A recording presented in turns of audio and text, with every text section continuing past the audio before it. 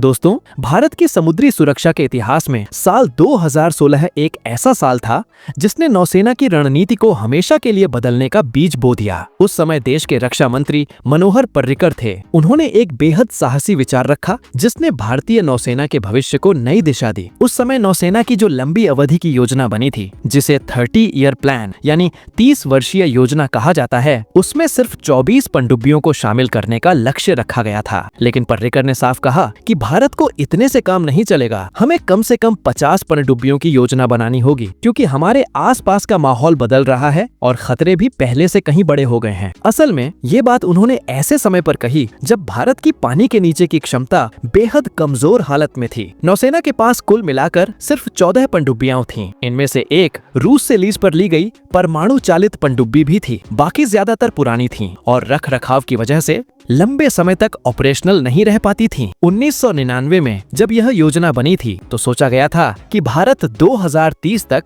18 diesel electric पनडुब्बियां और 6 से परमाणु चालित पनडुब्बियां अपने बेड़े में शामिल करेगा। इस योजना का हिस्सा था प्रोजेक्ट 75, जिसके तहत फ्रांस की मदद से 6 स्कॉर्पियन क्लास पनडुब्बियां Mazagon dock ship builders limited में बनाई जा रही थी। लेकिन 2016 तक इस प्रोजेक्ट में स्वदेशीकरण केवल 30 से 40% तक ही सीमित था। वहीं दूसरी तरफ चीन तेजी से अपनी पनडुब्बी क्षमता बढ़ा रहा था। 2009 से ही चीन ने हिंद महासागर क्षेत्र में पनडुब्बियां भेजना शुरू कर दिया था। 2013 में तो चीन की शांग क्लास परमाणु पनडुब्बी एडन की खाड़ी में गश्त करती भी देखी गई। यह साफ संकेत था कि बीजिंग अब हिंद महासागर के रणनीतिक समुद्री मार्गों जैसे मलक्का स्ट्रेट पर भी अपनी पकड़ बनाना चाहता है। उस समय चीन के पास 50 से ज्यादा परंपरागत पनडुब्बियां थीं। इनमें युआन क्लास पनडुब्बियां भी थीं, जो एयर इंडिपेंडेंट प्रोपल्शन यानी AIP तकनीक से लैस थीं। ये पनडुब्बियां लंबे समय तक पानी के नीचे रह सकती थीं और भारत के लिए गंभीर चुनौती पेश कर रही थीं। इसी बीच पाकिस्तान भी पीछे नहीं रहा। उसने चीन से 8 हैंगोर क्लास पनडुब्बियों का ऑर्डर दिया, जिनकी डिलीवरी 2024 से शुरू हो चुकी है। इसका मतलब साफ था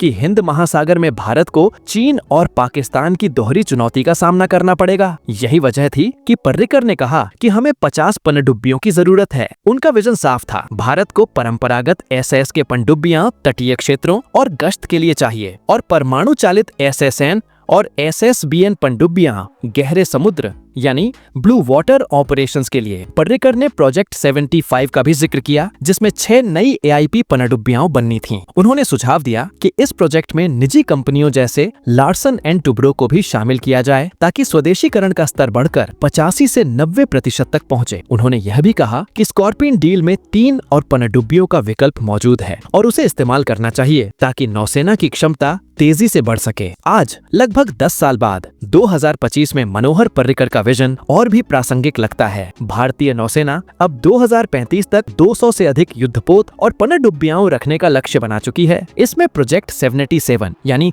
पहले जिसे प्रोजेक्ट 75 अल्फा कहा जाता था, उसके तहत 6 स्वदेशी परमाणु चालित हमला पनडुब्बियां भी शामिल हैं। आशा है कि यह 2036 से 37 तक शामिल हो जाएगा। हाल ही में भारत ने जर्मनी की थिसेनक्रुप मरीन सिस्टम्स के साथ लगभग 70,000 करोड़ रुपए की डील पर बातचीत शुरू की है, जिसके तहत 6 नई AIP पनडुब्बियां बनाई जाएंगी। दूसरी ओर चीन का पनडुब्बी बेड़ा अब 70 से ज्यादा हो चुका है, जिनमें एडवांस टाइप 096 SSBN भी शामिल हैं। पाकिस्तान की हैंगोर परियोजना भी तेजी से आगे बढ़ रही है। ऐसे माहौल में पर्रिकर का 50 पनडुब्बियों वाला विचार भले ही औपचारिक रूप से मंजूर न हुआ हो, लेकिन भारत की नई योजनाओं में उसका असर साफ दिखता है। आज भारत में स्वदेशीकरण का स्तर 90% तक पहुंच चुका है और लगातार पनडुब्बी निर्माण की प्रक्रिया से यह और भी मजबूत होगा।